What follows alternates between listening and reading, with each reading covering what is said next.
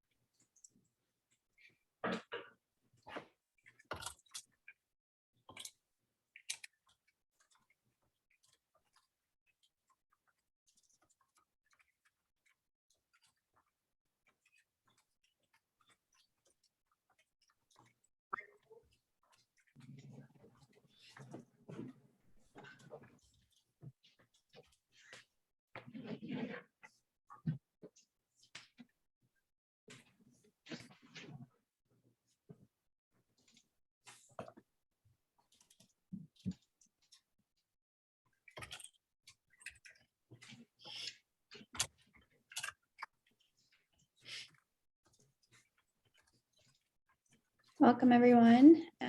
Just going to give folks a few more minutes to join us.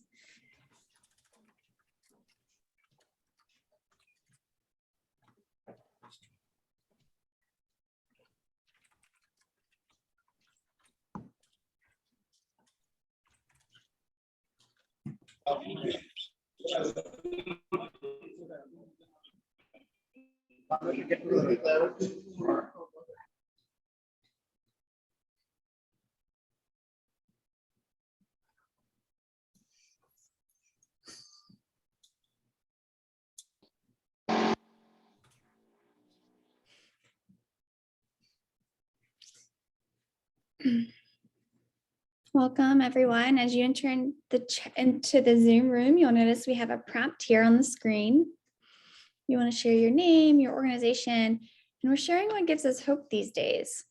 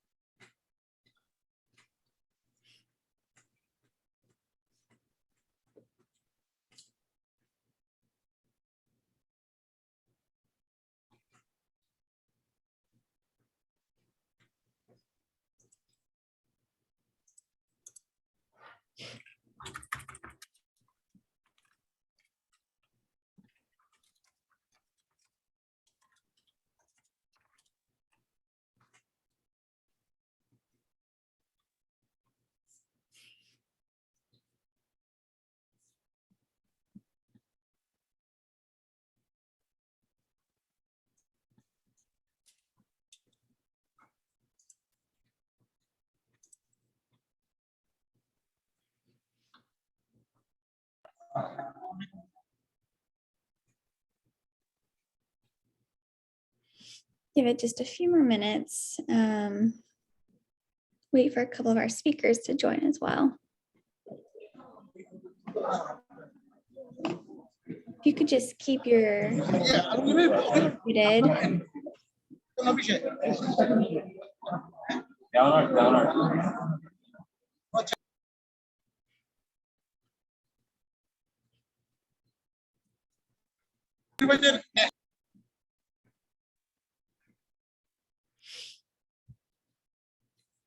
So as you enter the room, you'll see this prompt here on the screen. If you could introduce yourself in the chat box for everybody with your name, your organization, and we're sharing what gives us hope these days.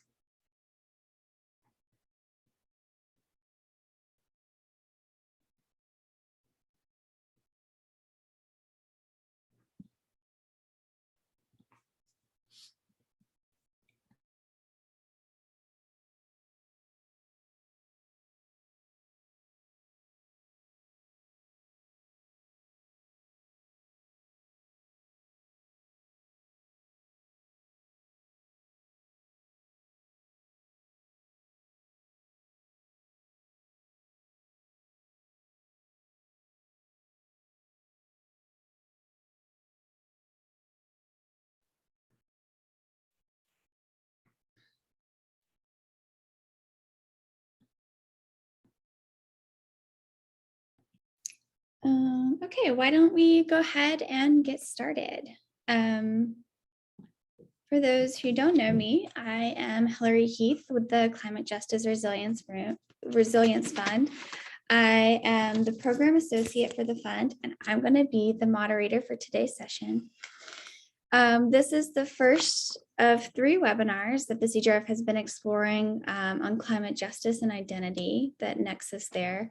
In October, we hosted a webinar on how gender plays into people's abilities to thrive in a warming climate. And today we're obviously we're exploring youth and climate justice in a post-COP26 context. We have 4 questions to explore over the next hour and a half.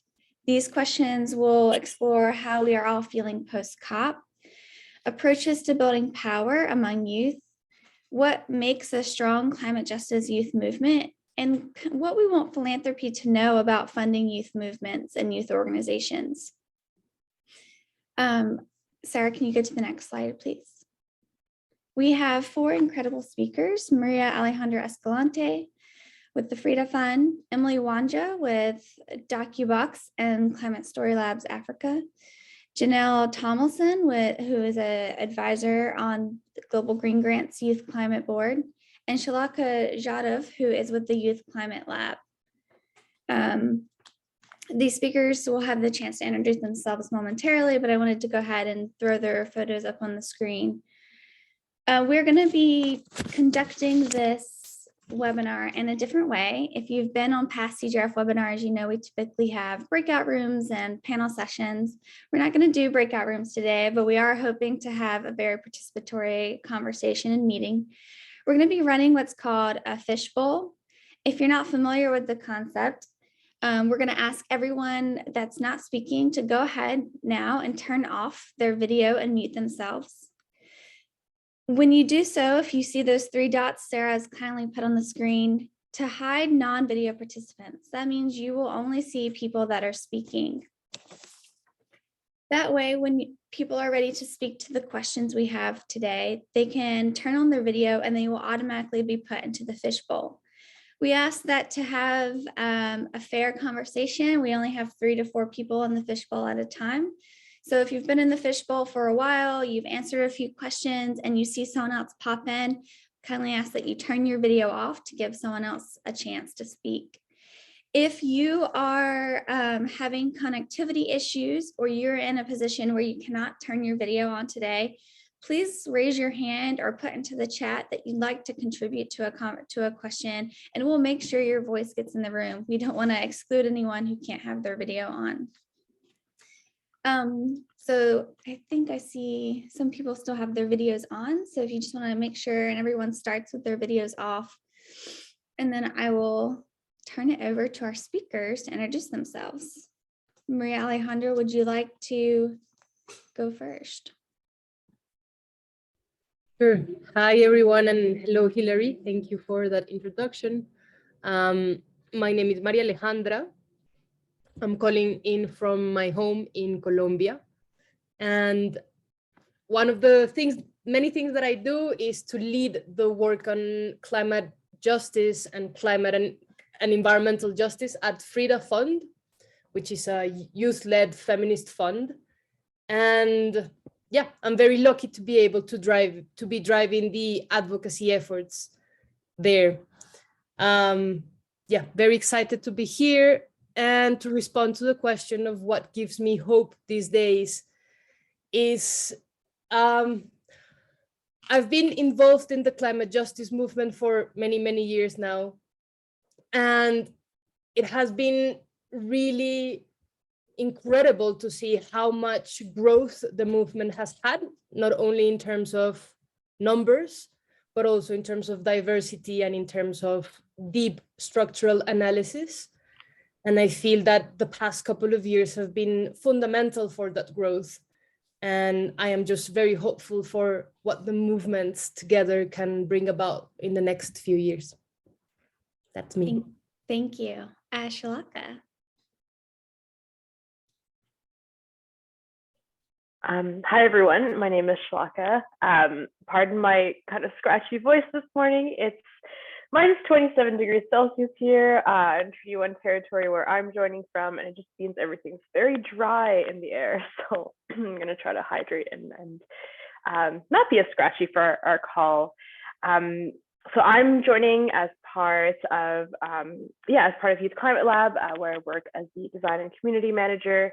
And I've been really interested in sort of engaging with young people and our journeys and our entry points into the climate movement. For me, I don't come from a conservation or traditional science background. My training is as an urban planner, and I'm currently pursuing curatorial practices, so in the arts. And so just from personal experience, I know there's so many ways to enter the climate space and that we need everyone on board to do this in a good way. And those are sort of the questions and intentions that I bring into my work at Youth Climate Lab, where we design, where we are a Youth for Youth lab, and we design and scale and pilot projects across the arenas of skills and policy and finance for young people around the world. We're headquartered in Canada, but we have folks across the country as well as the globe that support us in our work. And I'm really excited to share not only some of my reflections coming out of COP26, but also some of the ways that our team has been reflecting and thinking about how we want to carry forward the lessons and some of the patterns we were seeing in Glasgow. Thanks everyone. Thank you, Shalaka. I think we're actually missing our other two speakers at the moment. I don't want to delay any longer, so we can go ahead and get started. We'll go ahead and pose the first question, and we invite anyone who sees the question to feel free to turn their video on, raise their hand, or put into the chat box that they would like to join the fishbowl. But Maria Alejandra and Shalaka, since you're our speakers that are currently on, we'll go ahead and start with the two of you. Our first question, and my colleague Kelsey will also be putting it into the chat box, is even if you were or were not in person at COP, what sentiment did the UN climate talks leave you with this past November? So welcome Maria Alejandra or Shalaka to go ahead and start. Yeah, I can give it a first go here. So this experience in Glasgow at COP26 was my first experience at the Conference of the Parties. And to me, it was a real moment to sort of recognize and understand the scale of action that is really required on this very urgent climate crisis that we all sort of move through in our lives. But even still, like, despite recognizing the importance of this conference, the takeaway that I kind of came out with is that COP26 wasn't going to be this 2-week meeting that necessarily changes the world, right? But the conversations and what happened at COP26 was going to set the strategy for how we do the work on the ground in our communities, right? And the reason that this was particularly important to me is because I remember being someone who saw people who went to COP and thinking, oh, like, what power do I hold? Maybe I'm not there. But it really reminded me that the power is, on the ground in our communities and the work that we're trying to do here. Because it was a COP, I really remember my colleague Dominique Fleury saying that this was a conference of partnerships and coming out of that space in Glasgow to continue to make sure that we're collaborating and doing this partnership work is so important, especially kind of given some of the outcomes coming out of it. So at Youth Climate Lab, our work is really around taking a systems approach, and we really came to continue to amplify the voices and ideas of young Indigenous and Global South folks through the partnerships we've been doing over the past year and a half, and particularly focusing on the importance of the solidarity between the North and the South, right? This geography that has been amplified and been more noticeable, especially in the wake of COVID-19. And so we really tried to focus our strategy around that work. And sort of one of the last things I'll say before I pass it off is it was a pretty dissonant COP as well for me, because there was, on one side so much power and wealth, and on the other side, a lot of folks who are sharing these stories of disconnection and heaviness that sort of was a weight on their shoulders as they came into this decision-making space. but I kept reminding myself at various events that the power that we kind of see upheld in the media is held by global wealth and contained and defined by capital and markets, right? But it's very different when you think about the other side of power, which is sort of collective spirit that we need to do this like in a good way and to move forward with international solidarity. So I just, in my mind and in my heart, there's just these tense moments and these moments of dissonance that I continue to hold coming out of COP. And I have a lot more to say on this, but I want to maybe like sort of pause there because I'm curious to about I can take a pause. Thanks, Shalaka. It's a great reminder that you don't have to, not everyone will be at COP, and that's not necessarily the nexus of climate change power, but that the power really lies on the ground. I'm really interested to hear Maria Alejandro's perspective as someone who typically attends COP but didn't this year. Yeah, thank you, Hilary, and thank you, Shalaka, for your thoughts and ideas and experiences. I resonate a lot with what you have shared already. And yeah, it's very interesting. I've been to many COPs before and participated in many different ways. Began work there with Yongo, with the Youth Coalition, then began doing more work with other coalitions like the Global Campaign to Demand Climate Action, and then related more to the gender and the women and gender constituency. And so I've had a very intense relationship with COPs in my life before. And precisely this year, me and my team at Frida, the organization where I work, we decided not to attend COP because of many reasons. Obviously, the most evident reasons was that this time in Glasgow, it was really hard to access, especially for people like many of us that are coming from global South regions, that we were having to face all these barriers to access that space, even if some of those barriers were lifted up as COP was approaching. It was simply out of our hands to have budget, to have the preparation, to have all the plan Bs in place. And obviously, within an ongoing global pandemic, it felt like it was not the right space to be. So I wasn't there this time, and that was very relieving in many ways, not to be put into that space and be able to observe that space from a distance. And some of the sentiments that this space left me with is that, I mean, at the policy level, for those of us who have been following and doing the counter work that is really essential to show that the policy level is flawed in many ways, we're seeing that all of the approaches right now to, for example, the NDCs, the National Determined Contributions, are decentralized, basically. And that means that obviously power dynamics in that space still drive what we understand as climate action, right?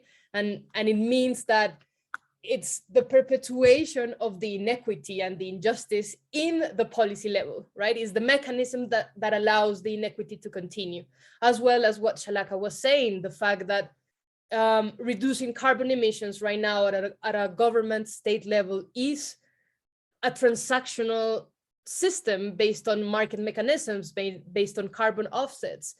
It's really showing that there's no willingness to really transform what climate action really means, for us to imagine a different world in the short time scenario that we have.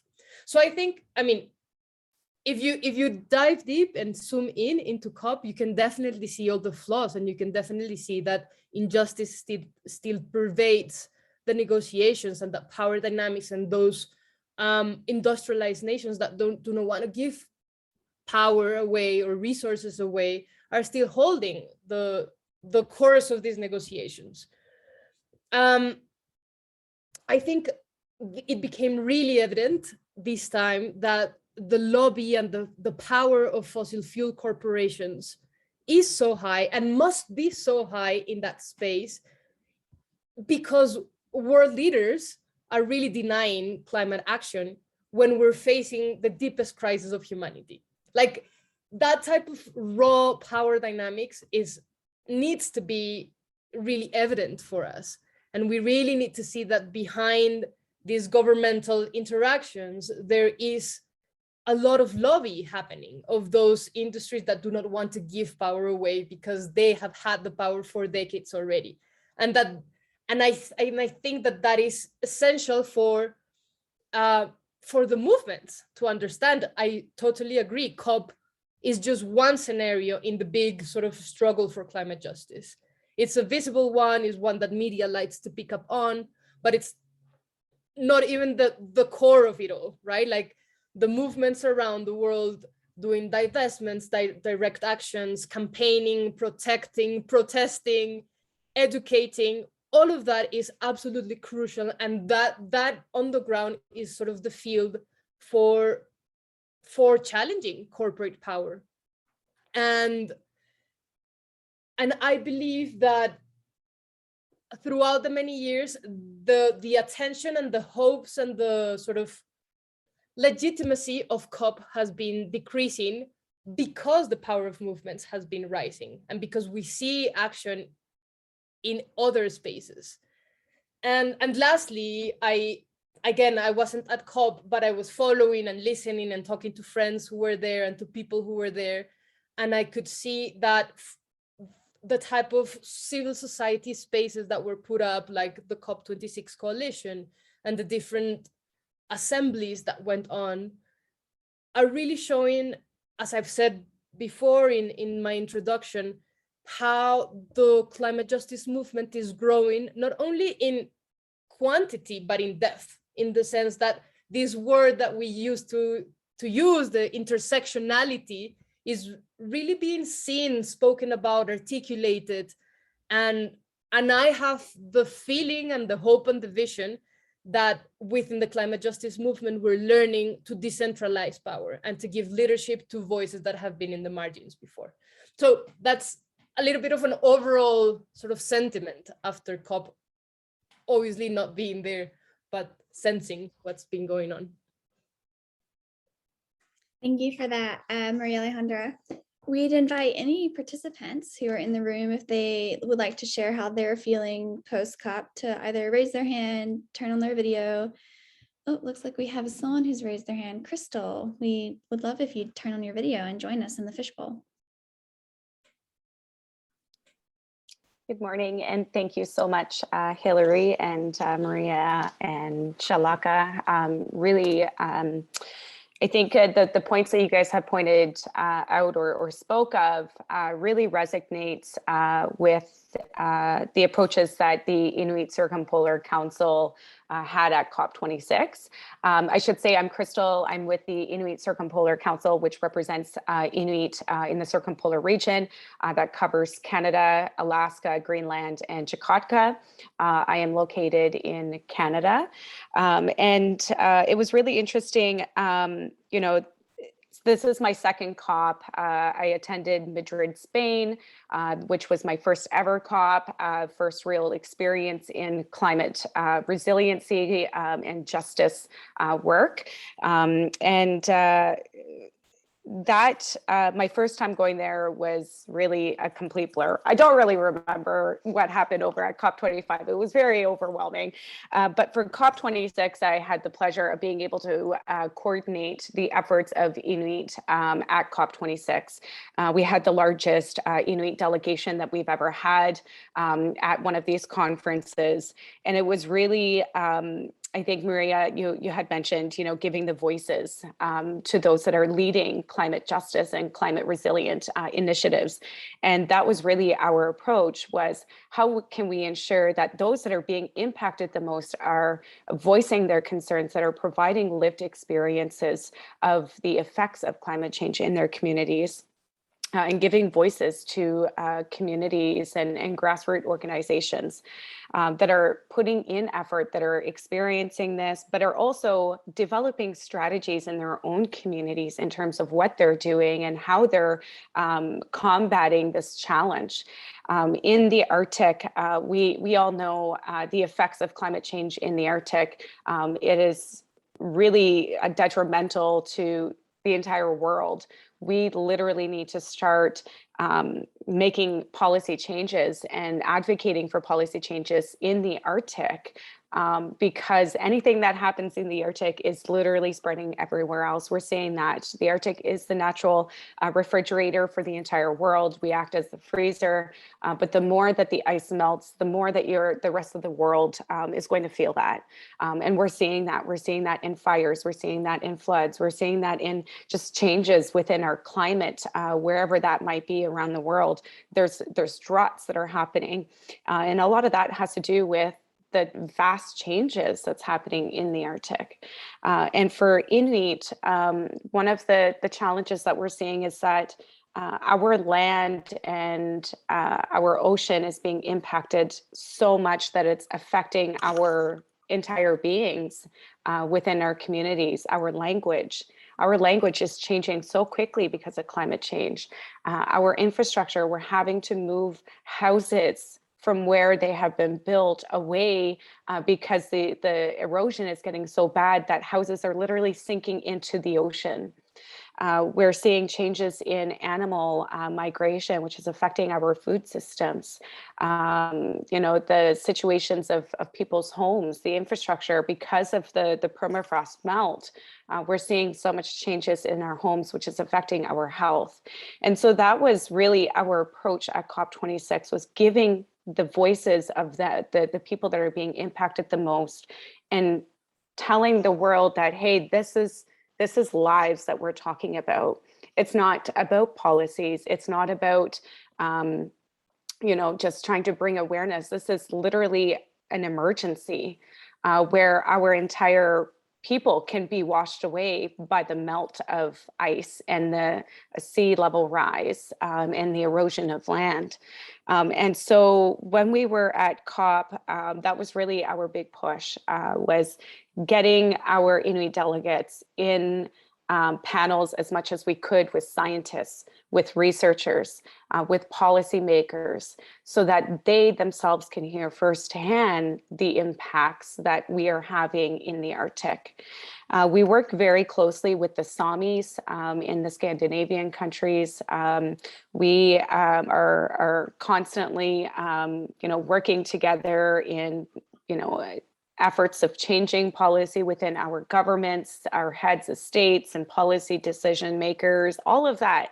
We're constantly working together. And so that was really our approach, was community resiliency, and what really showcasing what communities are doing to drive climate justice changes within their communities. To us, it seemed like the UN itself was really a wish-wash, but for us as a community, as peoples, we really felt that we have been able to provide at least some education, at least some awareness that have followed up in other conversations as well.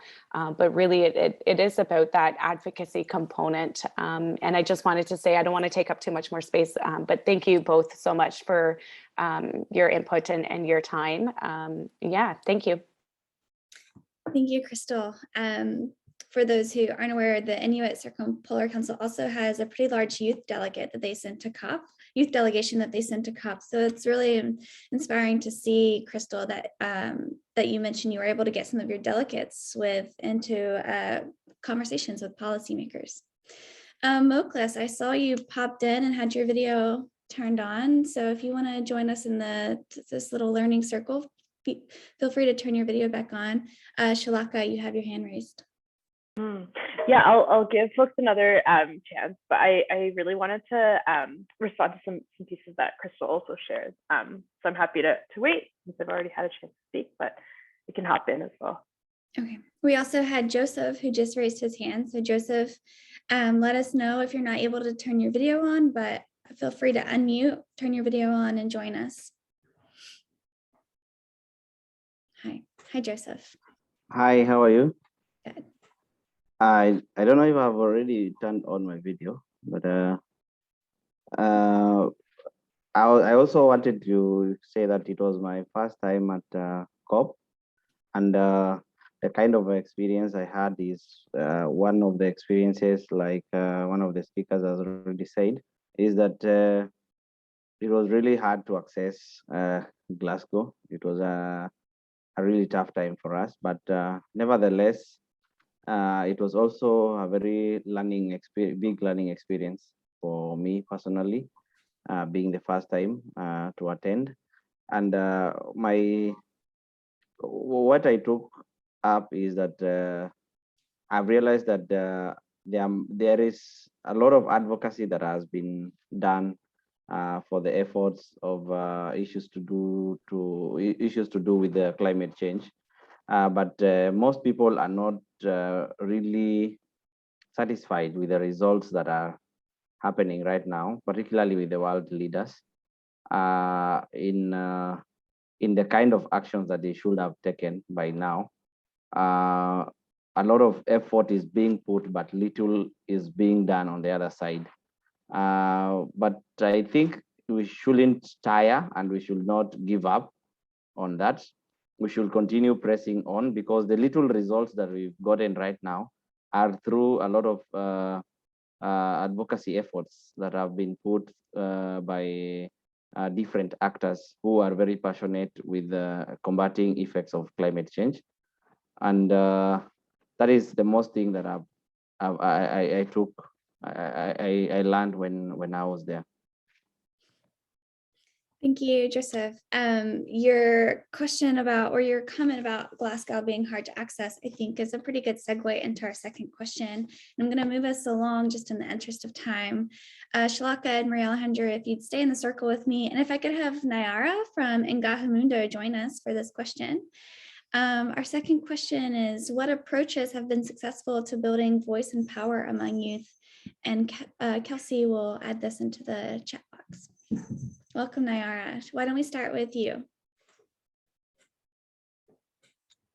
Okay, well, thank you so much for having me, and to this opportunity to speak a little bit on the work that we've been doing, and we believe it's been successful, so I can share a little bit.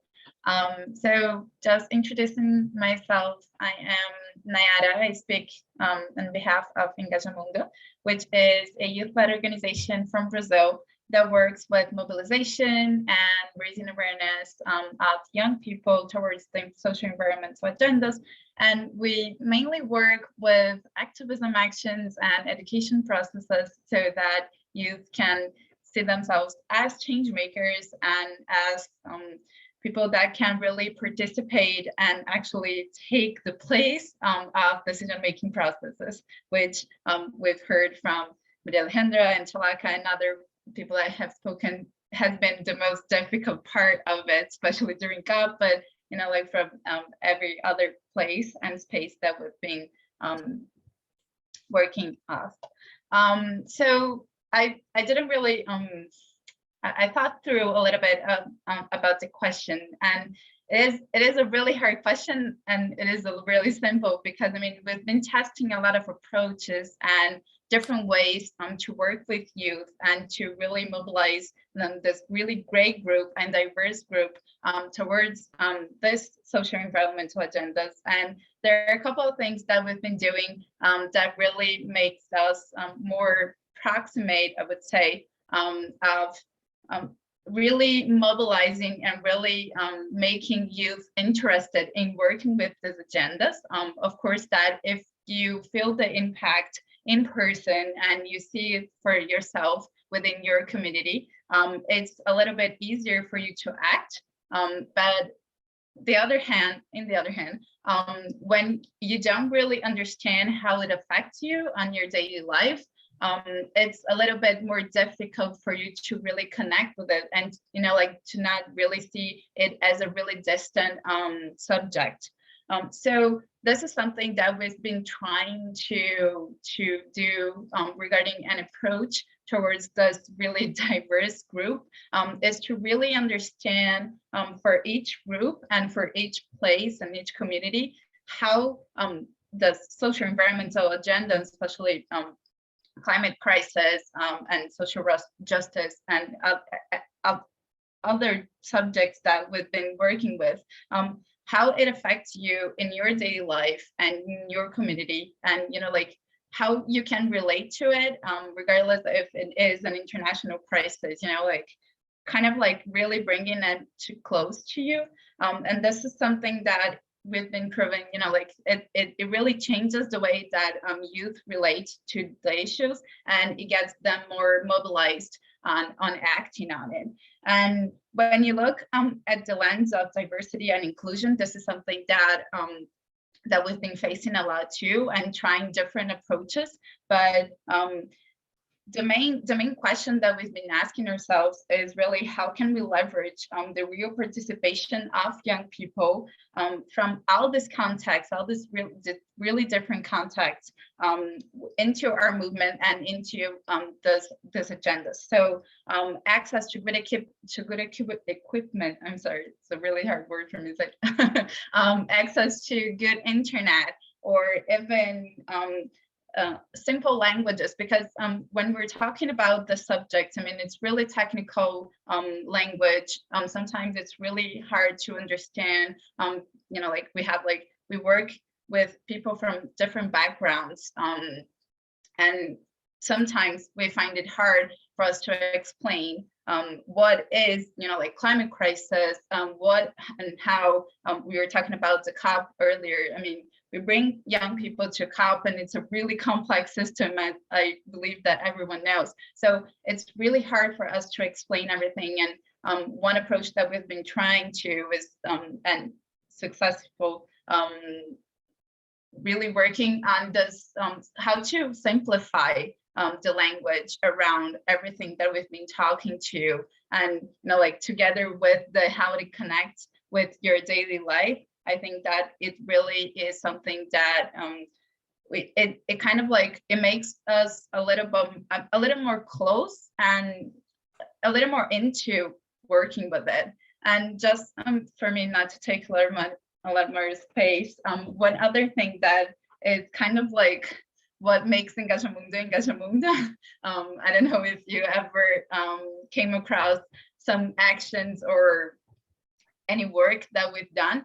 But we have something that we call the Sexify movement, which is pretty much talking about this really hard and difficult issues and agendas in a fun way. So we really, it started with the how can we sensualize this agendas, but not in a way, just to make it as a fun and is in a language, especially, and with actions that young people, as we became, interested in it. Because if you just make a presentation that it's really boring, and like a really great lecture about everything, and youth will not really relate to it. So we just try to make things more fun, and to have a lot of dynamics and a lot of activism actions, really, that connect with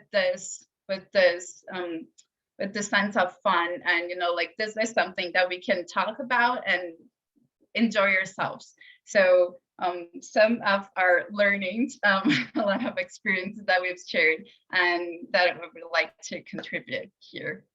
But I would love to hear more about other approaches so we can test on. Thank you, Nayara. I like what you're saying about making climate change personal so that people can connect to it and communicate about it. Maria Alejandra or Shalaka, invite either of you to come in. Yeah, thanks so much, Nayara. Yeah, there's so many pieces there that I just want to pick up and continue to weave together, and I'm excited that we get to do that. Yeah, a couple different things. So I mentioned earlier, my entry point into the climate space is not in sort of traditional school sense, it is that personal story, right? It is recognizing that there's all these particular intersections that the climate crisis touches, right? Like we've heard that we heard, you know, the word intersectionality come up, and I really want to chat about that, because one thing I've been recognizing in terms of young people and sort of this pattern around the climate space is it is sort of turning into its own industry, right? You're seeing a sort of kind of rising up of influencers and a sort of economy around what green choices look like. And I think that's very fair to see that as an entry point into the climate world. But one thing I really want to say for folks is that you know, we don't need to look like climate activists to do climate work, right? And I think the moment we let go of this sort of personality or template, we really allow ourselves to grow into our own personal relationship of to the climate and consequently to communities and to one another. And so I really want to say, you know, what's been really interesting as an approach to build voice and power among youth is not just focusing on sort of the classic, you know, folks who engage in the space, but also thinking about the young people who are holding their ground in areas like housing justice, land justice, racial justice, right? Because those are all incredibly interconnected in the work of climate justice. And it's been great to sort of see the diversity of tactics that are developed in those different spaces and how they can strengthen the work of climate work, right? And that's something I've been really excited about, especially because it helps push against this narrative of young people being apathetic or disinterested, right? Like that apathy and disinterest is probably just us recognizing that there's been a history of distrust and mistrust with decision makers. And so yes, sometimes we do go aside, we try our own thing, we test it out, and that can often be portrayed as disengagement. But yeah, I really want to say that, you know, to acknowledge the interconnectedness of the climate crisis is really fundamental to equip ourselves for change, right? To make sure that we're not only bringing climate justice into our decision-making processes, but we're also seeing these issues of housing, food justice, you know, land justice as interconnected issues on the road to climate justice work. So I want to share, like, that's been a really interesting tactic to take on is thinking about how we can support youth who are already doing that work in their communities and support them in their capacity to make those explicit connections to how that is connected to climate. And that has a waterfall effect in terms of how it supports young people in their communities and also making their own connections. So those are two pieces that I wanted to really briefly share. And maybe the last thing I'll say before I kind of pass the mic here is that, you know, a lot of times in the grant writing process, you know, funders will ask for things like, what is the impact on communities? And oftentimes to say that capacity building is the impact doesn't often lead for a particular like successful grant application in our experience. We always have to tack on sort of like a sort of infrastructural piece, right? Like what is a solid thing that will shift pieces, especially in when we apply at a city's context for grants. And I'm really interested in a moment and a time where funders start to see, you know, investing in people and people as community infrastructure as the impact, right? Especially when there is so much sensory, you know, there's so much going on in the world that we're engaging with, to sort of see the impact of people coming together with a collective voice and collective agenda and moving that forward and building that infrastructure so it doesn't just crumble once the funding leaves is work that I think is really important, especially in the Canadian landscape where I'm based. And that's sort of a sort of small side project that I'm interested in exploring through the climate space as well. And I'm curious to hear, yeah, like how are there cases where that community infrastructure has sustained itself beyond just funding? Not to say that we shouldn't be paid to do this work. I think there's a really important labor piece to all of this as well. But that is something that I'm really been thinking on lately as well. So I know I shared 3 pretty separate ideas, but I just as those ideas were being shared by you, Naira, and by other folks earlier, I just wanted to put those forward. Thanks, Shalaka. I'm probably going to ask you to come back to this funder idea when we get to question 4 in our suggestions for philanthropy. Maria Alejandra. Yeah, I mean, Nayara and Shalaka did such a great job in sort of painting and really articulating that experience of youth building power and what is needed and what has been changing. I would say that to add a few thoughts, Shalaka mentioned that there was, or there still is, this sort of stereotype of youth as disengaged, like as a disengaged generation or generations. I would say that in my work and in my activist experience, I've also heard youth being inexperienced, youth being not there yet to be able to contribute meaningfully to transformations. And I think that is being challenged by the reality of youth action around the world. I think we're seeing how these next generations, probably because of the times that we're living, probably because of the challenge of imagining a future that might not exist for us, it's a youth that is political.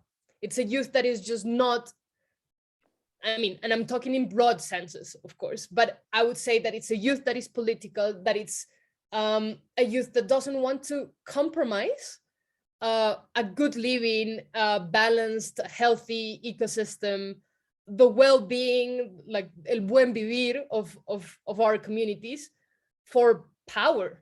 I think that has been sort of like youth, like in a political way, youth has been sort of like breaking apart the vision that power and money and accumulation is the way forward. And I feel that is at the core center of challenging the neoliberal capital system that is sort of on the backbone of our society. And that to me is super, super powerful. And that has been done in the many different ways, some of those that Shalaka and Nayara have been sharing about. And I also feel that because of this positionality of youth sort of holding this reality of the world being in crisis, of a world that we really want to transform so that we can live, the solutions and the analysis is not simple, right? And this is another way to say all of this is interconnected. Interconnections are not simple, right?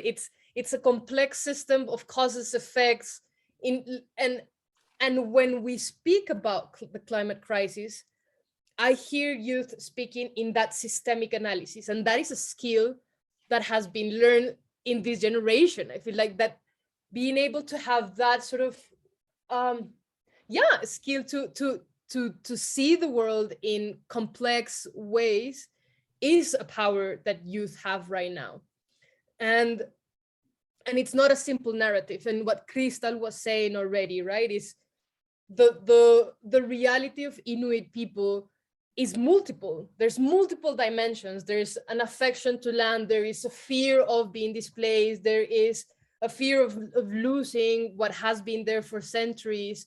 There is rage of injustice. There's so many complex realities that I feel that youth has been able, we have been able to name them, and we're starting to name them when we're starting to use tools that allow us to name these, right? So as Shalaka was saying, youth activists are not the only ones that stand up with a postcard saying like, we want climate. No, it's like singers and poets and artists and engineers, and right, like all of that is showing that I believe youth is seeing that we all have a role to play in transforming the world that we really want to see. And what is an approach that has been successful? Supporting those roles, supporting all those types of alternatives, all those types of strategies without really questioning like, but this doesn't seem to be very straightforward to why adaptation is not working in your, no, it's like, wait a second, let me tell you the complex story that is behind it. Thank you, Maria Alejandra. Does anyone else would anyone like to put their hand up and join us here in our fishbowl?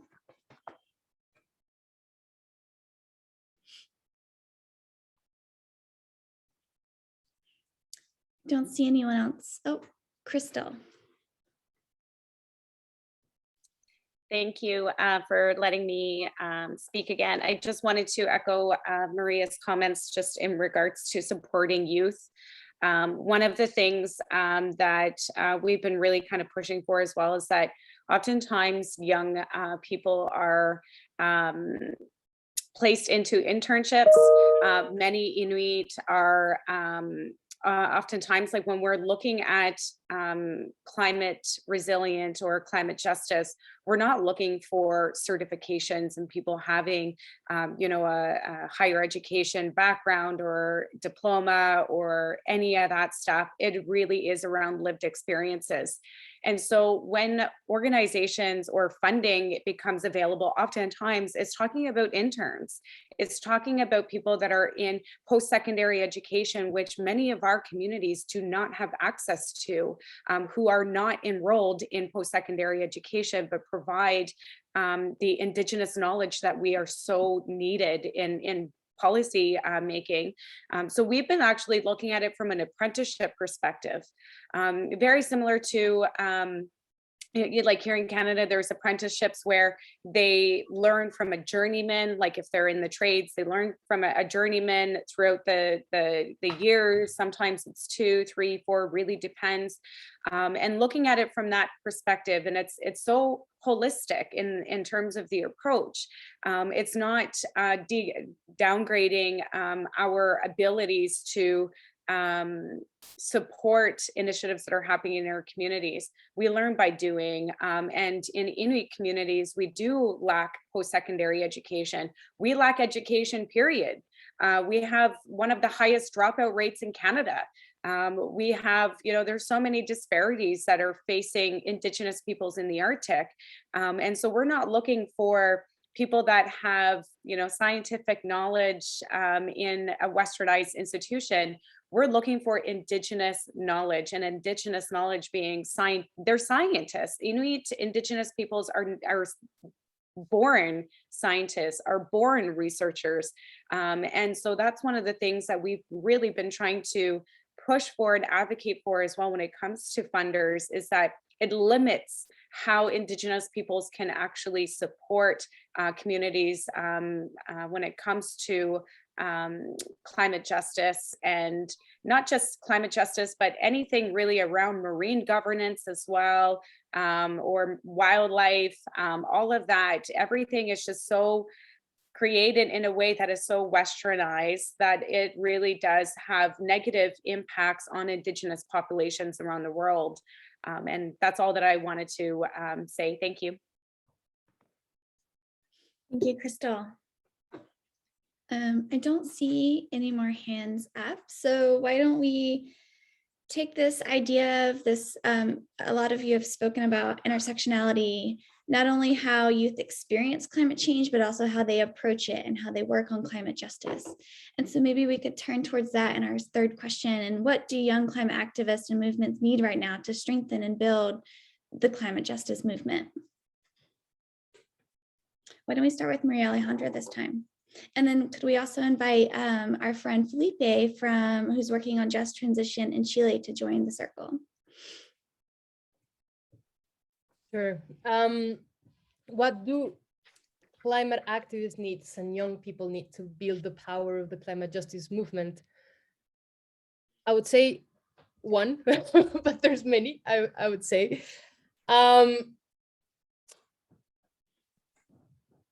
To me, one of the biggest needs right now is to both build the biggest platform, imagine the biggest platform we've ever seen for voices and alternatives to rise up, right? And we need that all across, right? We need that platform in politics, in policy making. We need that platform in media. We need that platform in philanthropy. We need those like frontline defenders, frontline creators occupying everything from politics to economics to markets to, it's like the biggest visions and the biggest platform needs to happen, needs to be funded. And in order for that to happen, there needs to be many resources poured into the movement. My experience, especially like my experience in Colombia, is that youth movements and communities, grassroots communities, are doing amazing work with very little.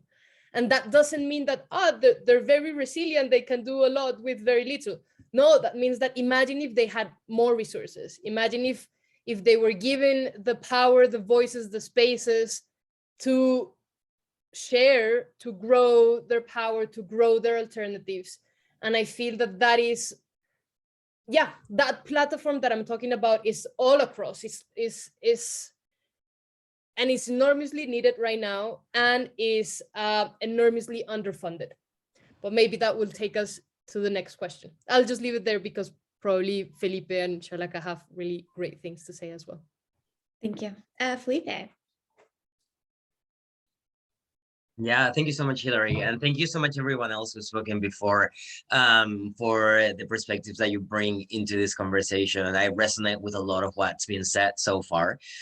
So for those who don't know me, my name is Felipe Fontesilla. I work in the Just Transition in Latin America project. I am the director of the Center for Social Reality Studies, and we've been doing work on climate justice. We've also participated on the Global Campaign for Demand Climate Justice and the Climate Action Network. We've been at COP, which was a very frustrating experience for what's been mentioned in the past. And I think I'm gonna mix the, a little bit of question 2 with question 3, because I think they're very interrelated. One of the things that we've seen in the work that we've done with youth in Chile, because since 2019, we've built a few platforms. We work in the Senate, in the thematic roundtable of the Chilean Summit for Youth Climate Action. We built the Climate Action Network, the Chilean Youth Climate Action Network. And we started tapping into the work of different movements through the Just Transition Latin America project. We try to bring the feminist movement with the indigenous people movement, with the labor unions, with the environmental movement to conversations.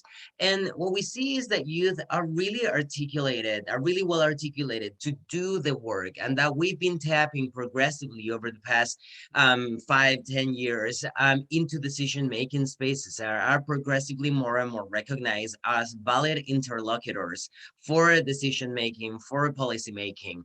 The same is to be said about how we are combining all of these different fights, all of these different struggles through the climate justice lenses. I think that the work that Tremendas does in Chile is very illustrative of that. There are like a feminist, youth, educational organization that work with girls. We do the same with the LGBTIQ people, and trying to raise youth voices to make them into decision-making, to put them into decision-making spaces. One of the big issues that we've seen with the work that we do is that progressively we've had youth more and more professionalized, going into universities, getting university degrees. And the problem is that there are very little working opportunities to get into green and sustainable jobs, into climate jobs right after university. So what's happening is that a lot of these youth that are very passionate about climate justice, who do work in NGOs, who do work in climate activism, then once they finish university, have to go into the extractivist industry. They have to go into the capitalist industry, into the competitive market in order to make a living. So what we see is that we start losing the momentum that we build as youth as soon as we get out of university and these people start needing to make a living. And that becomes a problem, because we have we can generally fund very few spots, very few working spots for the projects that we have. And everything else is run on volunteers. So as soon as our volunteer period runs out, we have to renew the pool of people that we're working with, which is very good because we're getting constant movement of people getting involved into the things that we do. We build capacities with them. But the problem is that we lose them after that period of time, and the amount of time that they can dedicate to work on climate justice solutions for all the problems that we have becomes smaller. So we're losing a lot of people that we could have working in green jobs, in climate related jobs, in climate justice related jobs, in climate justice feminist inclusive jobs into the industry. And that makes our work very difficult because we're not able to construct on the capacities that we're building, right? But rather we are renewing constantly. So I think that one of the things that we've shown with the climate movement in Chile in particular, which is the closest experience that we have, is that we have the passion, we have the professional capacities, we have the interest in working on climate justice. However, we not always have the time and the resources to fully dedicate our time as if it was a full-time job in order to do it. And as Maria Alejandra was saying, what could we build if we were to put all of these hands and all of these brains to work on climate solutions? The work that SAILS has done, the work that FEMA has done, the work that we have done, I think it's illustrative of the potential that we have. But I think that we really need to be able to put the 40 hours a week or the 45 hours a week, depending on where you are, into this work in order to build solutions. I think that's one of the things. The other thing that I wanted to mention very briefly, I do not take too much time, is that we've seen through the constitutional process, right? Chile is writing a new constitution, which is a result of large social mobilizations, protests that took place in 2019, but that previously had been built by the student movements in 2014, in 2011, in 2008, and 2006, which is when I started going to this protest. And I think that we are seeing that the climate justice discourse is getting into all of these different decision-making spaces through representatives of these movements that have been working through many years. So there is something really positive there, because we're seeing that the results of what we've done with very little resources is actually getting translated into legislation, and not only legislation, but also the constitution of the country. We've got a series of youth climate leaders that are now in the Constitutional Convention and that are pushing towards having an ecological constitution, a constitution that recognizes the threats of climate change, that brings climate justice perspectives into the center, at the core of it, that brings the rights of nature, that brings the buen vivir, the summa cum laude that Maria Alejandra was talking about, that brings all of these concepts together. So I think that there is a lot of talent, there is a lot of passion. I think that we just need to build those platforms and be able to grab all of this talent that is out there and put it to work for climate justice solutions. Thank you, Felipe. So I'm hearing from both you and Maria Alejandra a need to appropriately resource the youth climate movement. Could I turn it over to Sohan, who I see has raised their hand? And Sohan. Yes, thank you. And I want to echo with the Philip, and already he mentioned some point of mine. So I am Son Rahman from Bangladesh. I am leading the Youth Net for Climate Justice. It's a totally focus on the climate justice issues, and also founding member of Fridays for Future movement in Bangladesh.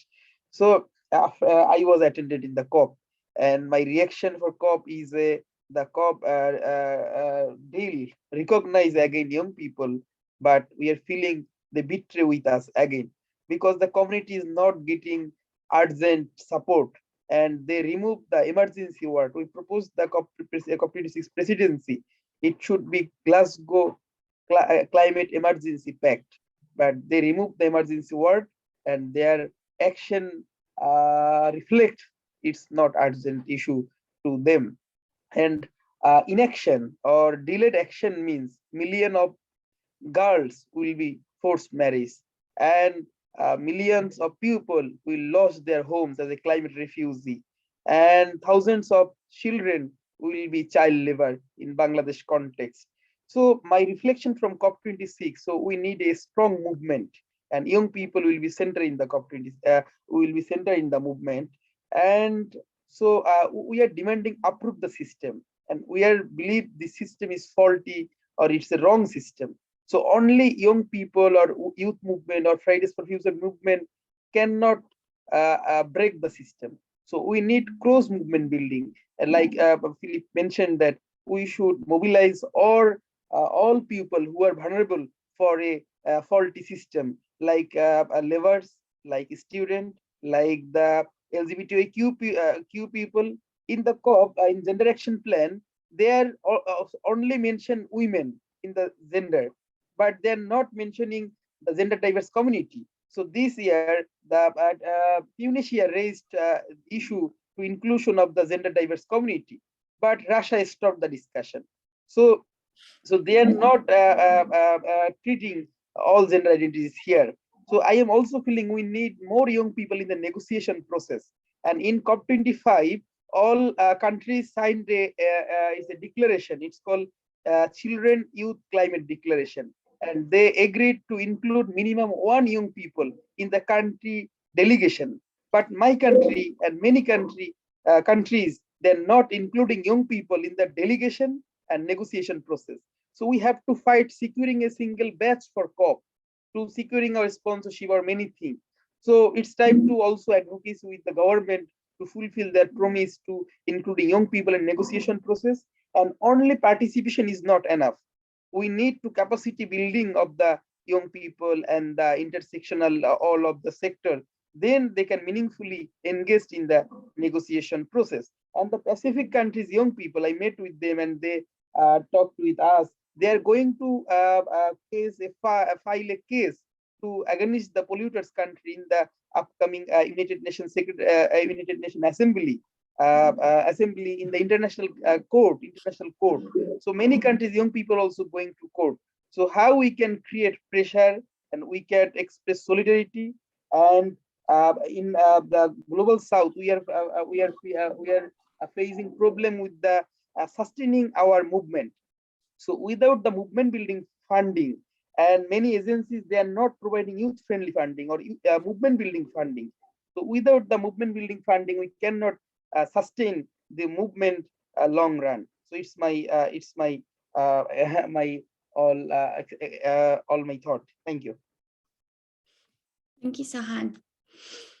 I'll turn it over to Shalaka to also answer the question. And then if there are any other people in the audience or in the meeting who would like to raise their hand and join us, please do so. Yeah, thanks, Hillary. Yeah, I think just kind of hearing some of the responses here too, I really want to bring our attention back to the importance of like recognizing the geographical differences that are, you know, by design, and the work that young people also, or like the role that we play in supporting young people to be intentional about that and respond to that. So a lot of times the programming that we do at Youth Climate Lab, we tend, we're very lucky to get funding from Canadian funders. And so what that often means is that the sort of perspective that we're asking them to look at remains in the sort of national view of Canada, right? And I think something that's really important is to pay attention to or play a role in making sure that it doesn't just stay limited to the global north, but we pay attention to what's going out around us as well, right? So we often hear this idea of local to global, but also paying attention to the global piece of this, right? Like climate doesn't know borders. Rivers don't just decide to not be polluted at the border, but you know, the climate doesn't recognize that sort of limitation. And so one thing that I think is also really important to strengthen this climate justice space is to keep in mind the international solidarity work that needs to happen and continue to bring that perspective back into the work that we do. It's so important to work across these different scales, yes, for sure, but also just forge those connections. For example, we've had young people who have migrated to Canada and now this is their home, and they often reflect about the unevenness of the climate crisis in their communities back home. And I think it's a really interesting opportunity to say, okay, you have a personal connection there. We've talked a little bit about the power of storytelling in this space already. It's a great opportunity to invite folks to bring in those reflections around international solidarity work. I know it's an overwhelming list that we often tend to put on young people to consider. And so I also want to offer up that part of what we can do to strengthen the climate justice space is also offer up spaces for rest and spaces for reflection around the deep grief that we hold in this, right? So there's, of course, a need to do the capacity building and the job training that's been offered up, but also to balance the intensity and the sort of challenge that we're up for. I also want to share that it's important to have those spaces to decompress, to just breathe through it, to sit together, to make art, to make sure that the energetic balance is there. If we as young people under 30 are burning out before we even get to sort of these positions that, with age comes higher decision making, when we get to those spaces, we're going to be so tired that we can't even continue to do this movement building work. So that's also something that, I don't see a lot of funding around to sort of make space to just reflect and to energize through that, set of activities. And so, yes, capacity building, yes, connections to green jobs, but also a space to reflect and hold the space for the grief that we feel today and across the generations of climate inequity that we might be holding. So those are pieces I also wanted to offer up around strengthening and building the climate space. Thank you very much, Shalaka, for that very gentle but important reminder that we allow space for self-care as activists in this movement. I'd like to pause for a second, just let anyone else who would like to jump in on this question to go ahead and do so. You can either do so by raising your hand, putting something in the chat box, or turning your video on and joining us in the fishbowl.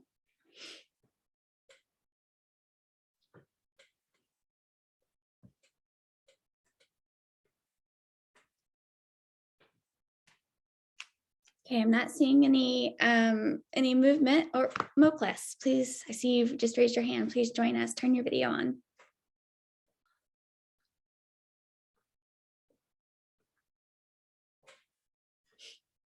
Mokles, you're still muted and your video is off. So if you could unmute.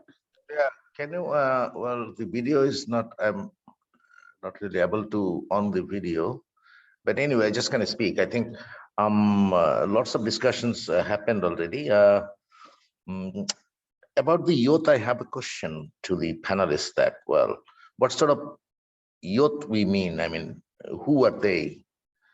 And I think it varies from country to country based on the contextual issues, country cases, countries' socioeconomic and political environments. Like, I mean, there are urban youth. They are educated, representing richer communities, and have a dream of a good education, and then have a dream of going to America or Europe for jobs and good life. But the bulk are the rural youth. They have a serious language problem. They don't understand the available materials and papers and documents that we have on climate change and its future consequences. But they are at the front line of the climate change. And they don't get space for sharing their experiences, their sufferings, because we have in Bangladesh also now, we're talking about the youth and then some organizations working with the youths, but I've seen in the computer that they're speaking in English. So it's really targeting a very tiny communities, maybe in Bangladesh and in the globe, but not really touching the bulk of the youth living at the front line. So it's a question that, well, the youth should represent whom? The urban, like broiler chicken, or the scavenger chicken in the rural areas suffering from lots of problems and climate related things.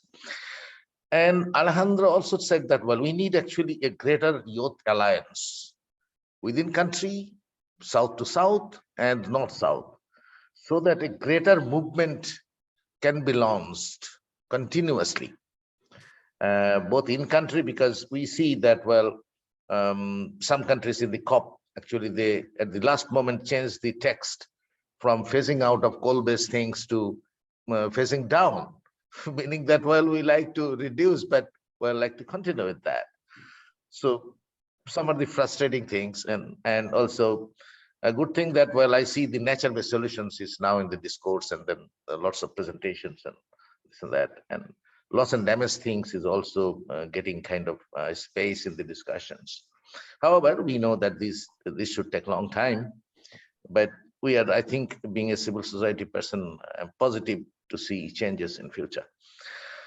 So need to think about, if we really want to engage the youth, we need to decide who should represent and the language, and we need to remove the barriers, because, you know, since they have language barriers, so we need maybe in our own language, Bangla language, we need more key points, key issues to be written in Bengali language, and this should be made available to the youth communities. And we also need lots of orientation and this capacity building, this and that. So I think these are the important things that I wanted to share, and other aspects are already discussed. So, and also we should emphasize on creating space for youth, effective space for youth in the COP and other climate related forums, so that they can share their voices, they can raise their voices. Yeah, so for this, these are my comments. Thanks. Thank you, Mokles. Sure.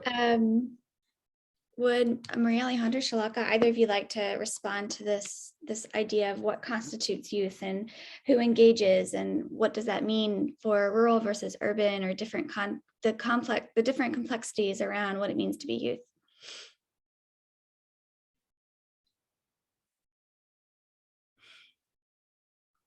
I can go. Would you like to go? It's so hard to tell when we're in our boxes. Okay, cool. Yeah, thank you for that question. It's something that I've been thinking a lot in my role in what design and community looks like, right? So I think that question about, you know, who are the youth is what we start every sort of project with, right? Because you're right, youth are not a monolith, right? Even the young people on this call, even the young people in each of our lives, we don't live the same version of sort of events, right? It's informed by our identity and our family histories and our geography and all these pieces that you've already touched on. And so I think, yeah, honing in on that is really important. And I think I should have maybe positioned a little bit about the young people that I directly work with a little bit more closely. And I think that's a really good reminder to do that when we have these sessions about youth in the climate space. I was also thinking a little bit about this project that we're doing, funded by CJRF, called the Climate Resilience Collective, where we're hosting 2 pilot projects in Bangladesh as well as the Yukon, which is in the subarctic of Canada. And for both projects, our intention with recruiting youth for the project was very much around who is not currently seeing themselves in this space, and how can we, you know, not force them into the space, but how can we learn about what those challenges are about not feeling represented in the climate space, and how can we still bridge connections to the work that needs to be done. So in Bangladesh, for example, we translated all of the materials because we recognize that English, you know, while it might be the quote unquote like working language of climate, it's not reaching people in the ways that they need to. And an interesting challenge that came up from that is a lot of the youth were saying, oh, we want to practice our English through this project, which was great. But then we came up against this tension of, you know, the people who might want to practice their English in the project, great, like, but there was also a lot of youth who felt really vulnerable and nervous to do that, right? Because it wasn't their first language or because they didn't feel confident in it. And so we worked with our partners to say, okay, what is a good way to balance this, right? To make sure that the materials are provided in both languages to make sure that they can be on the same page and have the same entry points into these conversations, but also respect that maybe there's this pressure to get better in English, in speaking English and communicating in English, because that's what's seen as maybe superior. And so some interesting observations came out of that, right? One, we had to pay people to actually do the translations, because a lot of times English documents are not published in other languages, or if they are, they're not published in all of the ones that we wanted to offer them in. And so that was an opportunity for us to pay young people to do the translation work, which was really a great opportunity. And they brought to us or helped us realize that there were certain concepts and pieces that didn't just need to be translated, but localized. So localization is when we take a concept and you bring it, you adapt it to the cultural context. And that unlocked so many more opportunities for us to connect on geographical and community level case studies that maybe weren't already represented in these policy documents. So I think that comment about, you know, making sure things are translated is really important, because it can allow, once again, these new pathways into talking about things. And one of the things that, you know, it unlocks was things around, you know, how gender-based violence is really connected to climate work, but policy documents weren't necessarily talking about it. And then what young people were seeing on the ground sort of said something else, and kind of building up a bit of a knowledge base on connecting those pieces, not only in English, but also in Bangla, in the case of Bangladesh. Anyways, I guess I'm trying to show an example of how that's a really important thing to do, and how it can actually enrich the overall conversations around the climate crisis, and actually encourage us to think about the interconnectedness of it beyond just carbon emissions. So I really appreciate that comment, and I think, yeah, really good reminder, and for me going into future calls to really situate the youth that we're working with, as well as the youth that I feel like I'm a part of the community with, because I think it can really help specify the conversation, but also make sure that we dispel that myth that all young people are this one group, and that we don't have unique and disparate experiences. So thank you for that. I'm holding that really close right now. Thank you, Shalaka. Felipe, I see you have your hand up, so why don't we give you the last little bit in this for this question. Yeah, thank you so much, Hillary. And I also want to comment about that uniqueness and diversity that exists within the climate movement. And I wanna particularly focus on the work that we've been doing with the LGBT community and what we're attempting to do in the years to come, as we try to include trans and non-binary folk into the conversation at both the local and the international legislation spaces. Because one of the things that we've been seeing progressively, and we've been following the UN climate negotiations since 2019, is that the work that has been building on gender and gender responsive climate strategies usually ends at the inclusion of cisgender women, oftentimes leaving transgender people, non-binary people, and gender and sex divergent people of the conversation. And one of the things that we did at this COP in particular, at COP26, was to take a look at how the language around the LGBTIQ community was included or not into policy documents. And what we found is that it's virtually non-existent. What we found as well was that in literature and investigations, research, it's also virtually the climate differentiate impacts on the LGBT people are practically non-existent.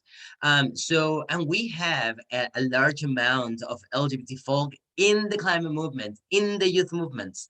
And one of the things that we're looking at the moment in the work that we do in Chile is how do we make sure that they are and feel represented by the climate struggles, because there is a direct connection that feminist movements, that women movements, and the women and gender constituency, and all of the work that has been done around that has been showing that climate impacts are also differentiated based on gender. So what we want to do now is to expand that and see what happens when you include LGBT folk into this conversation. And I find that I resonate a lot with when we talk about uniqueness and diversity within the youth movement. I think that that's also one of the things that has been clear to me, that we also have these groups of people that are oftentimes out of the conversation because either they lack access to education or they lack access to resources to be able to sustain themselves. So what we see and what we're seeing statistically with trans and non-binary folk is that they oftentimes that they largely don't either not complete university and have to, or they're thrown out of their homes. They are in vulnerable spaces. So what they have to do before they actually join the climate movement is to be able to sustain their lives and find safe spaces to do so. So oftentimes they don't even get to access that activist space that relates, that connects climate struggles with gender struggles. So I resonate with that a lot, because that's one of the things that we're seeing in our work, is that this connection, this specific connection between trans and non-binary folk, it's very limited and non-existent, and there aren't really any pools of finance to fund this work, because they generally exist in two different streamlines. So I think that there is a really big opportunity there for connection as well.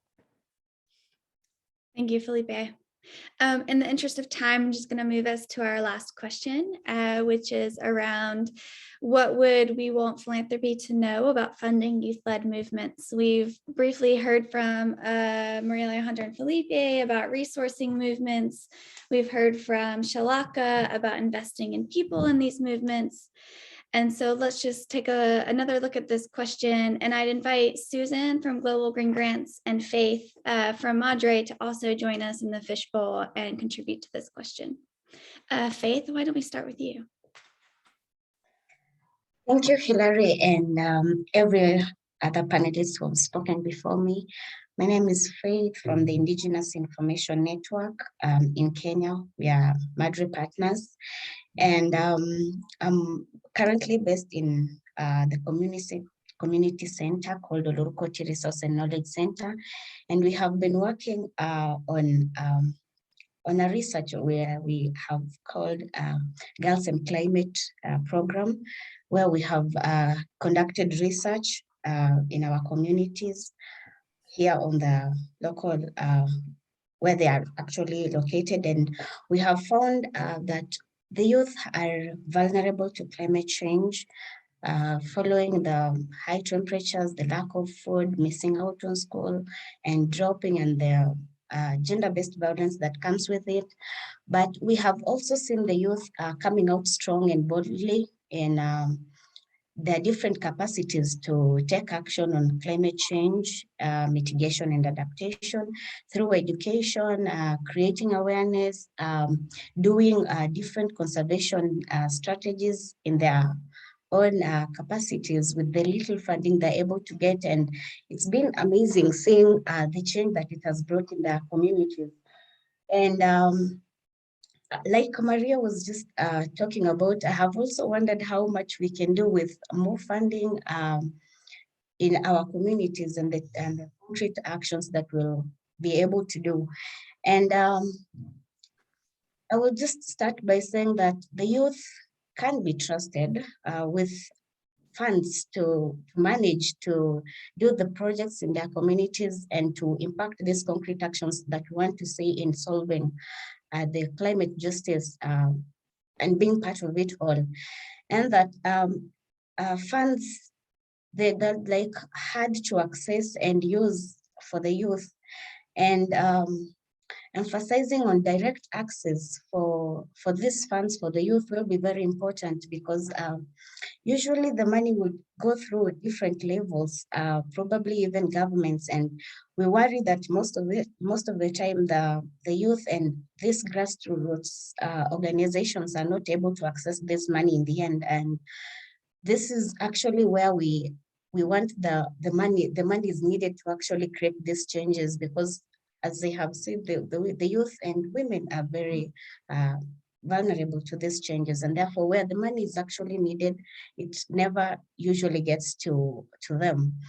And looking at the youth, there is need to build the capacities for the youth to actually and their organizations to, because they have these innovations, they have different perspectives, they have energy bringing all this to the table, and giving them space and the belief that they can actually produce results is very important, because you know, when you like trust someone to do something, they'll actually like do better than you expect. And this is usually what works with the youth as well.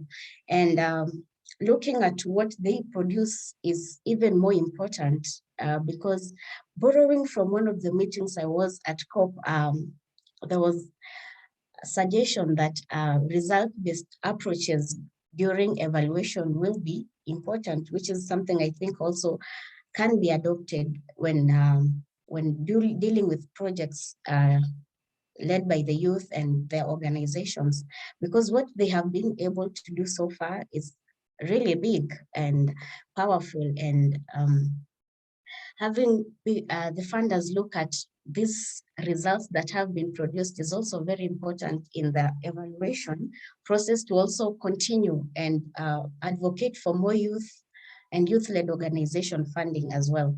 So another thing is, we would welcome initiatives where the youth are also made a part of the implementation process, creating the implementation process together with the funders, looking at their priorities, what their needs are, consulting with them what will actually work with them, because they live in these communities where where climate change actually happens, and they have been a part of the solution so far.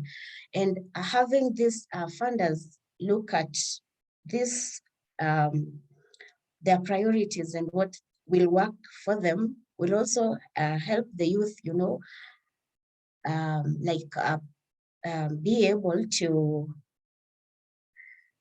be a part of the whole process, which will also help a long way in making the results a reality, you know, because usually there will be a way of doing things. And when we do, like, as the funders will say it, sometimes they do not work for these organizations, for the youth, because they are unable to resonate with our realities in the grassroots. So it's also important to also look at what the youth need, and to bring them on board when creating these processes and funding, so that they're able to own the process, to be a part of it all. And this would actually bring more results in their communities. And I think that is where we'll reach, so that I also give time for everyone else to contribute. Thank you. Thank you very much, Faith. I love this idea of trusting youth directly. Should I turn it over to Susan? Susan, I think you put in the chat that you'd like to be able to come in when we got to this question. Yeah, and sorry, my dog is needing some Susan time, so he's on my lap as well. I had, before I go into, you know, our position at Global Green Grants Fund, I'm curious who may not know about us, but Global Green Grants Fund is an intermediary fund, and we've been around for 30 years funding solely the grassroots internationally. While there have been some grants in the Arctic and Caribbean and some other places, but it's primarily international. And one of the questions I have as I'm listening is, I'm probably one of the older people on this call at 62 years young, but I was curious about any intergenerational intersectionality, that all the conversation around youth movement is around youth. And although you might have people who are older to support, but I was wondering if there was models for intergenerational activism that's conscious and intentional, because I think there's a power in that as well. You know, there is a generational divide, and I think the intersectionality that's using age as a factor, or life experience as a factor, would be really important to pursue. And so that's a question I have that somebody I'm sure will answer. And I've only been with Green Grants for 3 years, so I'm not the expert, and I take no responsibility for its brilliance, because it's one of the most amazing organizations I've ever worked with. And related directly to the youth movement, we, I believe it was like 2014, 2015, started the Next Generation Climate Board. And Janelle, who was supposed to be on this call, and then Maria Alejandra have been part of that advisory board. And what it speaks to for us is, when we talk about the power dynamics at a COP, we're also talking about the power dynamics within philanthropy. And that has to be changed. And our newish CEO and president, Laura Garcia, is adamant about shifting the power dynamic. And you know, when you say that youth look at the systems, we are looking at systems, not just the populations that are beneficiary, that are marginalized groups like youth, people with disabilities, LGBTQ+, indigenous peoples. It's the consistent systems that are perpetuating these the impacts of climate just change and everything else. So our model is what's really unique about us, that we create regional boards and thematic boards like the Next Generation Board. And all of our grant making is done at the advisor level. We're based in Boulder, Colorado, and in England, in London, but we do not make those decisions. It's all based upon the people who live, know, and work in these communities, are activists in these communities, lawyers, environmentalists, natural resource planners. And that's what we are pushing, that agenda with Green Grants. We are pushing to open up that can of worms in philanthropy that inherently creates a power dynamic between grantor and grantee. And how we do that, I can't tell you how we're going to continue to do that. I know we're in the midst of a very deep strategic journey process where we're analyzing all of how we've gotten to this point and how we can accelerate and amplify our impact. And just recently, we got 2 very large grants. We had never gotten them before. And that's because of the work of the activists and the work of our advisory boards and the work of our team, who are becoming more visible at those spaces. And I think if Laura was here, she would say there is a broad ecosystem when it comes to climate justice, just transition. And I think we have a tendency to judge the people who might work within the system. And I think that everybody who's concerned about it and does some kind of role, even if it's the checkbook activist who might be working for not necessarily a green company, but if they're philanthropists in the process, or they inherited their wealth and they're giving that, I think there's a place for us celebrating that the resources can come from many different sources. And I guess I didn't go to COP, but Laura and a couple of our team did, and we did bring some activists as well. And she out and out said that COP was a failure, which kind of floored me, actually. And somebody on that panel actually, was saying, well, no, it really didn't. We have to work within these spaces. But when you're looking at the grassroots, although she was very impressed with the level of visibility of the grassroots activists, even if it wasn't inside the buildings, and the organizations and the movements representatives, I still think she feels inherently in COP, it's not the way we're going to create the kind of change and the momentum for change that has to happen when it comes to the climate emergency that's already here. So that was kind of interesting to hear from her perspective. She was very impressed that they started talking about loss and reparations to the countries that are least responsible, and that at least that discussion is now on the table, even if nothing was done at COP. But the thing I wanted to share is that the role of philanthropy, what she said is that governments, multilaterals are looking at philanthropy to fill the gap. I think that there's just too many powers at play inherent in governments of all natures. And so philanthropy must step up to the plate. And organizations like MacArthur and Mott and Ford, where they have their largesse being spent on, here and now funding, I think is a testament to philanthropy's role in all of this. But I'd be curious to hear more about how an organization like Green Grants, because again, we don't accept proposals, but how can Green Grants continue to amplify the voice of youth, the climate movement? I'm sure that many of you might be in touch with my colleagues or connected to the Next Gen Climate Board, but I would love to hear some more so I could be a good emissary and a takeaway so that some actions can start happening in a way that maybe haven't happened before. And I know also we wanted to thank CJRF because they're also a funder of our youth work. So thank you, Hillary, and the others from the foundation. Thank you very much, Susan, for posing those comments and questions. I actually saw Lucy and Felipe's hands go up after you had asked your question about intergenerational models for this sort of work. And so I'd invite Lucy or Felipe to respond to that question. Yes, thank you. And thank you very much, Susan Green Grants.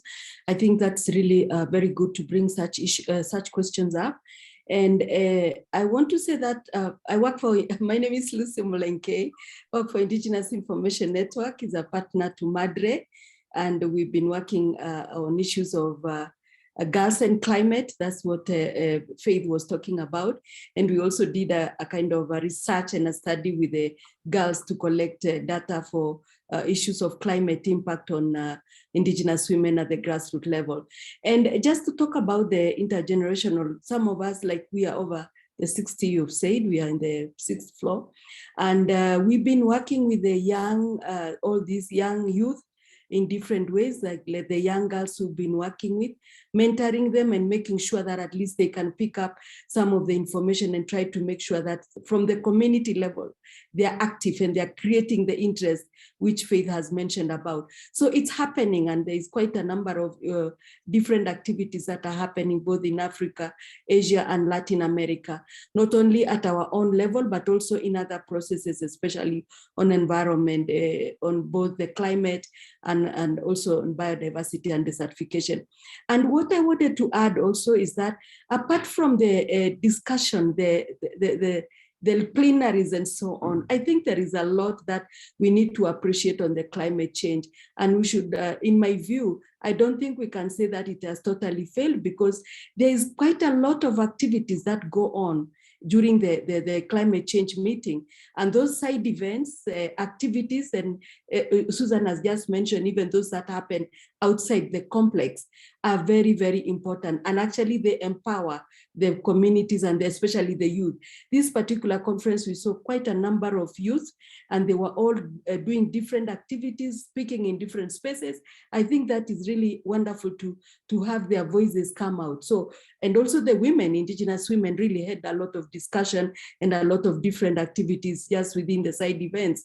So I think at the same time, even the civil society had some ways of doing a lot of activities. And I think it's important to appreciate that and to say that apart from the usual negotiations, there is also this other where there is networking, there is sharing, and there is learning from each other and innovations.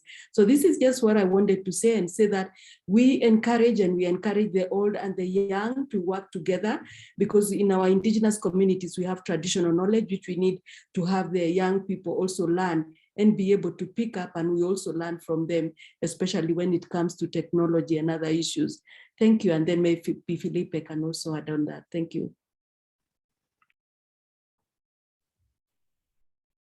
Yeah, Thank you, Lucy. I think that I want to echo very briefly what you were saying. I think that as theoretical frameworks and models for intergenerational activism, I like knowledge of. I'm sure they exist, and I know that there is research on this topic done by the UN Youth Forums. But I've had a few experiences, a few really positive experiences with intergenerational activism and intergenerational projects, right? So the Civil Society for Climate Action Network in Chile is an intergenerational group of organizations that do work together to do campaigns. So through this network that we build, we do constantly capacity building sessions. We invite folks to different kinds of events. We articulate political incidents together. And there are a few, I think, pillars of the work that we do that include inclusivity.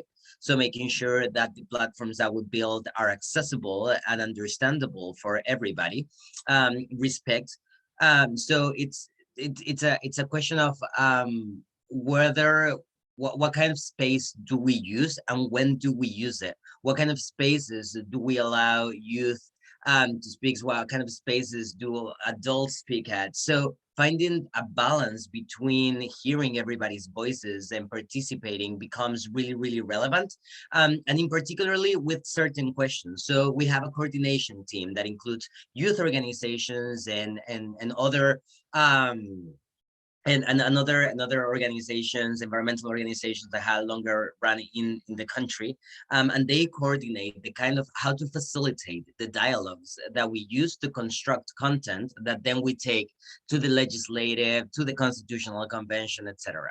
And the third pillar, I think, will be that the understanding, and this is what I think Lucy was saying very well, the understanding that we all have things to learn from each other. So creating spaces where we can use the best of our, we can share the best of our abilities, the best of our knowledge in whatever the area that we work in is. I think that the youth organizations in Chile work on so many different areas, like CEUS, which is one of our partner organizations, works in youth empowerment to do political activism. Severde does territorial work on sustainability and reforestation and all sorts of things. We do work on research, academic, and then we take that to capacity building and political incidents.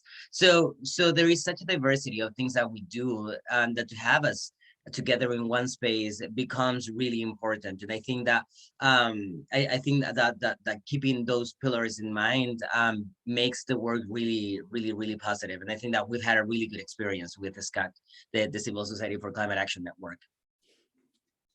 Thank you, Felipe. In preparation for this webinar, the CJRF put together a 2-pager of the work that we support that's youth related. Some of that is, we do have some examples of some intergenerational work that we support, and I've put that 2-pager here in our chat. Can I invite either Maria Alejandra or Shalaka to close us out on this question? Hilary, I'm not sure I'm gonna close, but I'd love to say a few things.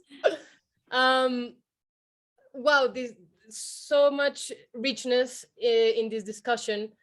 I guess going back to the question of what would I want philanthropy to know about funding youth-led movements, I think we've, throughout the conversation, built a really good case about how the need for more resources is there by youth, but also like the way that these resources reach youth is quite important, right? So we're talking about core, continuous, flexible funding as sort of like really important ways in which resources will have to reach youth. We're talking about trusting. Again, I want to shout out to the Next Generation Board that Susie was bringing up from Green Grants, like the trust that we have been building and then the sort of interpersonal relationship that we as advisors have with groups on the ground is crucial for the work that we do. So I super want to highlight those things. And I also want to bring back, I believe it was Susie who brought that comment of like, what is the complicit role of philanthropy within gatekeeping of resources? And I feel that philanthropy has, yes, we can't expect philanthropy to fill in the gap of what for example, climate action or climate finance is about. But philanthropy has a very important role to play when it talks about becoming political and becoming really radical about what is not acceptable. Funding fossil fuels is not acceptable. And philanthropy should be an ally to youth movements and to movements on the ground to shout out this and to be like, hey, this is not acceptable, and to push governments to do better. And so I really want to sort of invite, challenge, propose, prompt philanthropy to really step up, because that's what movements are doing. We're stepping up. We're shutting down the industries that are sort of financing death and violence in our territories, and we're uplifting the alternatives that put at the center life and care. And philanthropy should join that too. So hopefully that's a prompt, and that's something that can be picked up in the years to come. That's my summary, but Shalaka, do a better job at summarizing all of this, please. Yeah, I mean, this is the thing is maybe we don't need to summarize, right? Like maybe we can keep it open and hold the different sort of things we've heard today, and recognize that there are many ways to move forward. You know, maybe it's a cop out, but I also think we shouldn't fall into the pressure of summarizing and doing just one takeaway, when realistically, and going back to this idea of that youth are not like a singular group, you know, realistically, there are so many ways and roles that we take up in this space that we can act on. And I hope for folks who've been listening, you know, there's a bit more clarity or maybe not clarity, maybe there's expansion of ideas of how we can move forward in all of our goals and in all of the different communities that we represent. Something I've been sort of thinking about, and that I sort of mentioned about funding earlier, is I think there's a real need in the funding space and philanthropy space to really rethink the sort of metrics we're using around measurement, right? So why does it actually matter about, why do quantities matter in terms of what we've been sort of gathering, rather than, some of the stories we've been hearing? And is there a metric around what gaps were brought up as a result of this project that, are interesting or able to be funded? I think there are, I'm not a specialist in sort of the areas of measuring, evaluation, and learning, but I do think that's something that I'd love to sort of do a collective thinking on. What are these more valuable pieces of information that we're gleaning when we do this project work and this community work that we can continue to propel forward, whether it's continued coaching opportunities or whatever else might be expressed. I guess coming away from this, I think it's okay to not have one takeaway, but rather sit with the multiplicities of opinions that have been shared today, and also think a little bit about if your reflection, like your evaluation models aren't serving you as a recipient of funding or even as a funder. Maybe think about what those look like, and have that courage to take that leap and to challenge what those models could look like. Thank you, Shalaka and Maria Alejandra. Before we end, I'd love to invite everyone into the conversation. We're going to do what's called a chat waterfall. On the count of 3, I'll ask you to put a recommendation for philanthropy into the chat box.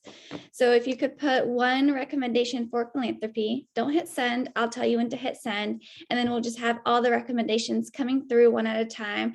And my team and I will take those recommendations and distill them into a larger blog that we plan to put together from this event. So if you could put in the chat box your recommendation for philanthropy when it comes to funding climate justice, and I will tell you when to hit send.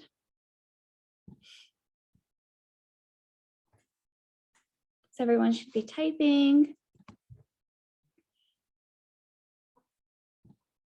Okay, on the count of 3, please send your recommendation for philanthropy. 3, 2, 1, send. Not seeing anything coming through yet.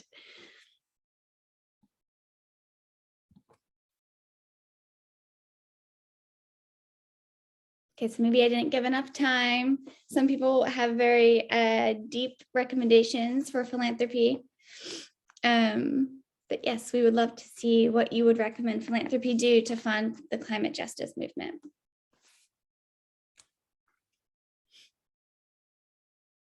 And then as you're typing, okay,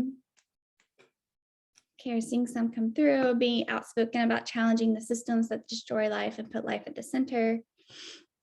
From the conversation, I also heard philanthropy trusting youth directly with funding.